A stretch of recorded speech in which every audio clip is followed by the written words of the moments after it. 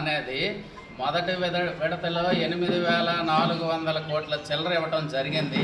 తర్వాత విడతలో నిన్నను 10వ తారీఖున కూడా కొంతమంది తల్లుల అకౌంట్స్లో వేయటం జరుగుతుంది. మరలా 1వ తరగతిలో జాయిన్ అయినటువంటి విద్యార్థులకు కూడా మళ్ళీ వేయటం జరుగుతుంది. ఇంటర్మీడియట్ ఫస్ట్ ఇయర్లో జాయిన్ అయినటువంటి విద్యార్థులకు కూడా వేయటం జరుగుతుంది. ఇది ఏదో ఒకరోజు ఇచ్చి వాళ్ళలాగా చేతులు దుట్టుకునే కార్యక్రమాన్ని మా రాష్ట్ర మంత్రివర్యులు మా నాయకులు లోకేష్ బాబు గారు ప్రతిదీ ప్రతిష్టాత్మకంగా తీసుకొని విద్యను ప్రోత్సహిస్తేనే రాష్ట్రం బాగుపడుతుందని ఆయన విద్యాశాఖను తీసుకొని నిర్వహిస్తున్నారు. ఖచ్చితంగా ఇది నిరంతర కార్యక్రమం. టెక్కలలో వైఎస్ఆర్సీపీ విస్తృత స్థాయి సమావేశంలో నాయకులందరూ అనేక రకాలైనటువంటి తప్పుడు ప్రచారాలతో వాళ్ళ రాజకీయ పార్టీ పబ్బం గడుపుకోవటానికి ఒక తప్పుడు ఆరోపణలు తప్పుడు ప్రచారాలతో అది ఒక తప్పుడు సభగా టెక్కలలో నిర్వహించడం జరిగింది. అయితే ఈ టెక్కల నియోజకవర్గంలో వైఎస్ఆర్సీపీ ఇన్ఛార్జ్ పేడాడ తిలక్ అనే వ్యక్తి ఆయన తాలూకా ఇన్ఛార్జ్ పదవి కాపాడటం కోసం లేనిపోని తప్పుడు ఆరోపణలతో ఆ సమావేశంలో ప్రస్తావించడం జరిగింది. టెక్కలి తెలుగుదేశం పార్టీ కార్యాలయం నుంచి తెలుగుదేశం పార్టీ నాయకులందరం తీవ్రంగా ఆయనకు హెచ్చరిస్తున్నాం. ఇలాంటి తప్పుడు ప్రకటనలు అసత్యమైనటువంటి ఆరోపణలు మానుకోవాలని మేము తీవ్రంగా హెచ్చరిస్తున్నాం. ఈరోజు చూసుకుంటే టెక్కలి నియోజకవర్గంలో గతంలో చూసుకుంటే 2014 నుంచి 2019 వరకు ఒక స్వర్ణ యుగంలా గడిచింది. 2019 నుంచి 2024 వరకు టెక్కలి నియోజకవర్గంలో విధ్వంసమే తప్పించి ఎక్కడ కూడా అభివృద్ధి అనేది ఇసుమంతకైనా జరగలేదు. ఆ విషయం వాళ్ళకు కూడా గుర్తెరగాలి. గతంలో చూసుకుంటే మాకు కనీసం సమావేశాలు ఏర్పాటు చేసుకునే అవకాశం లేకుండా అర్ధరాత్రి 12 గంటలకి ఎర్లీ అవర్స్ 4 o'clock 5 o'clockకి వచ్చి ఇంటి దగ్గర ఉంటే ఇంటి దగ్గర నుండి స్టేషన్లో నిర్బంధించడం జరిగింది. ఈరోజు వాళ్ళు స్వేచ్ఛగా సమావేశాలు నిర్వహిస్తున్నారంటే అది టెక్కలి నియోజకవర్గ శాసనసభ్యులు ఆంధ్రప్రదేశ్ రాష్ట్ర వ్యవసాయ మంత్రి కింజరాపు అచ్చెన్నాయుడు గారు ప్రజాస్వామ్యంలో ఎవరైనా సమావేశాలు పెట్టుకునే అర్హత ఉంది పెట్టుకొని అని ఆయన ఒక మంచి మనసుతో ఉన్నారు కాబట్టి మీరు ఈరోజు ఈ సమావేశాలని సుజావుగా నిర్వహించుకుంటున్నారు. కేంద్ర మంత్రి మన పార్లమెంటు సభ్యులు రామ్మోహన్ నాయుడు గారి కోసం మాట్లాడుతున్నారు. ఆయన కోసం మాట్లాడే అర్హత కూడా వీళ్ళకి లేదు. ఆయన భారతదేశంలో 100 కోట్ల మంది ఉంటే 36 మంది క్యాబినెట్ మంత్రులు ఆయన ఒకరు. ఆయన తాలూకా ఇదే వేరు. ఆయన ఈరోజు విశాఖపట్నంలో 5 సంవత్సరాలు సాధించలేనటువంటి రైల్వే జోన్ని ఆయన సాధించి తెచ్చారు. ఇక్కడ మనకి ఎయిర్పోర్ట్ అసలు కల్లో కూడా ఎవరైనా ఊహించారా? ఎయిర్పోర్ట్ సౌకర్యం అనేక రకాలైనటువంటి సౌకర్యాలతో ఈరోజు శ్రీకాకుళం జిల్లాని అభివృద్ధి పదంలో నడిపించాలని ఇద్దరు అచ్చెన్నాయుడు గారు రామ్మోహన్ నాయుడు గారు సాయశక్తుల ప్రయత్నం చేస్తున్నారు. అయితే చూసుకుంటే ఇంకా నియోజకవర్గానికి చూసుకుంటే అనేక రకాలైనటువంటి రహదారులు బీటీ రహదారులు విపరీతమైనటువంటి గోతులు ఏర్పడి గోతులు కూడా పూడ్చలేనటువంటి పరిస్థితుల్లో ఉన్నటువంటి రహదారులు మొన్నను వాళ్ళ తాలూకా పత్రికలో అంజనాపురం రోడ్డు కోసం ప్రస్తావించారు. ఆ రోడ్డు 2019లో మేము మంజూరు చేసి శంకుస్థాపన చేశాం. ఆ రోడ్డు పోలవరం పెద్దసాన్ రోడ్డు సతివాడ రోడ్డు ఈ రోడ్లు తర్వాత వచ్చినటువంటి ప్రభుత్వం ఆ టెండర్లను రద్దు చేసి ఆ కార్యక్రమాలు చేయకుండా 5 సంవత్సరాలు కూడా ఒక్క రోడ్డు కూడా వేసే పరిస్థితి నియోజకవర్గంలో లేదు. ఈరోజు ప్రతి రోడ్డు ప్రతిష్టాత్మకంగా తీసుకొని అన్ని పనులు కూడా మళ్ళీ మొదలుపెట్టి మళ్ళీ రామరాజ్యాన్ని టెక్కలి నియోజకవర్గంలో రావడానికి కృషి చేస్తున్నటువంటి నాయకులు మా అచ్చెన్నాయుడు గారు.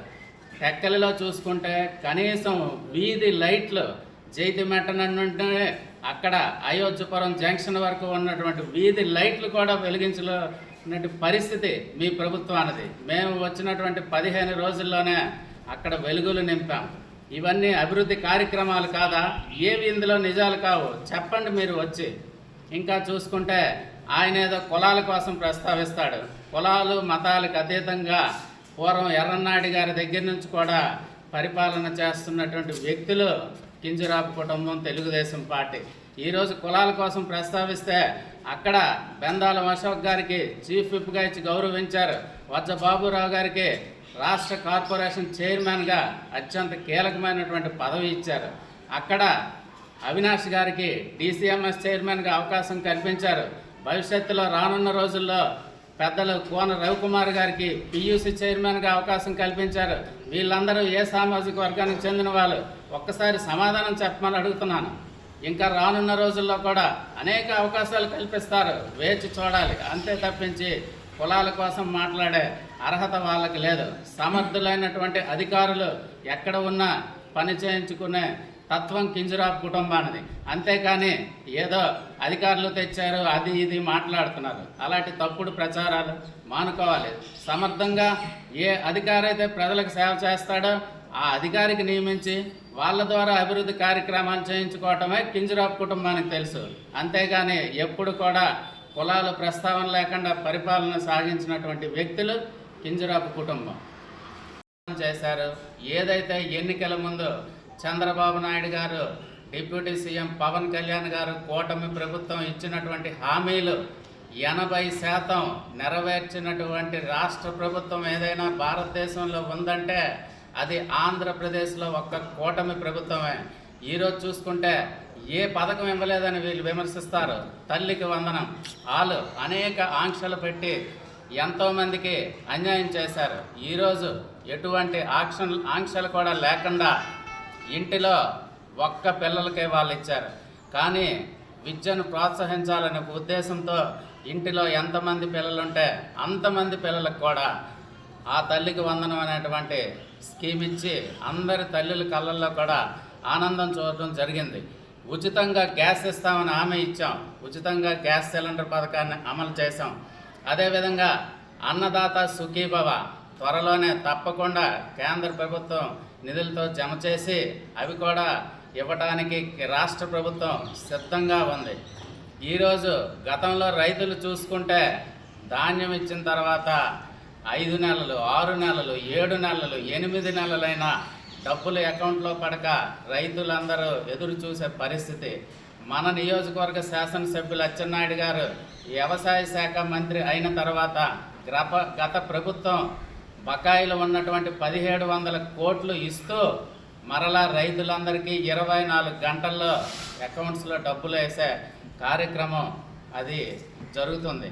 చూసుకుంటే ఇంకా ఉచితంగా కూడా మహిళలకి బస్ సౌకర్యం ఇస్తామన్నాం. అది కూడా ఆగస్టు 15 నుండి అమలు చేస్తున్నారు.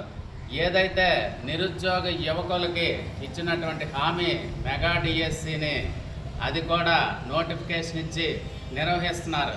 ఇవన్నీ చేస్తున్నటువంటి కార్యక్రమాలు మీలాగా మోసం చేసే కార్యక్రమాలు కాదు. ఇవి ప్రజల్లో ఉన్నటువంటి కార్యక్రమాలు. ఇందులో ఏది మోసమో ఇక్కడ మా కార్యాలయంకి వచ్చి చర్చకు రావాలి. మీరు ఎక్కడికి పిలిచినా మేము చర్చకు వస్తాం. ఇవి నిజాలు కావా? ఇవి పక్కన పెడితే ఈరోజు టెక్కలి నియోజకవర్గంలో వందలాది కోట్లతో అనేక రకాల కార్యక్రమాలు చూసుకోండి. టెక్కల మండలం చూసుకుంటే గత సంవత్సర కాలంలో 100 కోట్లతో మేము పనులు నిర్వహించాం.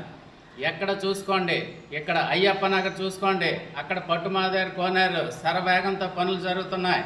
ప్రతి వీధిలో మండాపలం కాలనీ అనేక వీధుల్లో కూడా అస్తవ్యస్తంగా కనీసం కాలు పెట్టలేనటువంటి పరిస్థితిలో ఉన్నటువంటి వీధుల్లో కూడా ఈరోజు అంగరంగ వైభవంగా సిమెంట్ రహదారులు గౌరవ మంత్రి అచ్చెన్నాయుడు గారు అన్ని శ్రద్ధలు తీసుకొని అధికారులని అనునిత్యం వెంటబడి అన్ని కార్యక్రమాలు చేయటం జరుగుతుంది. నియోజకవర్గంలో గతంలో రైతులకి ఎత్తిపోతల పథకాలని అచ్చెన్నాయుడు గారు ఆ రోజు మంజూరు చేస్తే 5 సంవత్సరాలు కనీసం కరెంటు బిల్లు కూడా కట్టుకోలేక రైతులకి పంటలెండిపోయే పరిస్థితి. ప్రభుత్వం వచ్చిన వెంటనే అవన్నీ మరమ్మతులు చేసి ఈరోజు ఎత్తిపోతల పథకాల ద్వారా రైతులకు నీరు అందించడం జరుగుతుంది. ఇవన్నీ ఏవి మోసాలు చెప్పండి, ఏవి అబద్ధాలు చెప్పండి. ఏదో కళ్యాణ మండపంలో కూర్చొని మాట్లాడటం కాదు. ప్రజల మధ్యకు వచ్చి మాట్లాడండి, ప్రజల్లో మాట్లాడండి, ప్రజల్లో నిజాలు నిరూపించండి. మీరేదో మాట్లాడితే ఊరుకునే ప్రసక్తి లేదు. ఇక్కడ తెలుగుదేశం పార్టీ నాయకులం ఎట్టి పరిస్థితుల్లో ఇక మీదట మేము సహించే ప్రసక్తే లేదు. ఇలాంటి తప్పుడు ప్రచారాలు మానుకోవాలని కోరుకుంటున్నాం.